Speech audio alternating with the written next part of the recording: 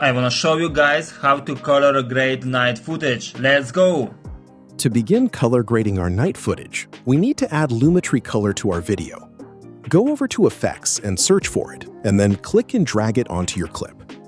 Now go over to Effect Controls, scroll down and expand Basic Corrections and Tone. I personally like to start off by boosting the shadows up a bit, and if needed, depending on your clip, lowering the highlights. I also like to increase the exposure by 0.3 to 0.5 to brighten things up a bit more. Doing this helps create a higher dynamic range for your clip and starts to make everything really stand out more.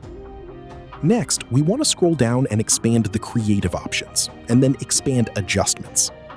Depending on your taste, I personally like to boost vibrance up to at least 50 and the saturation to about 150.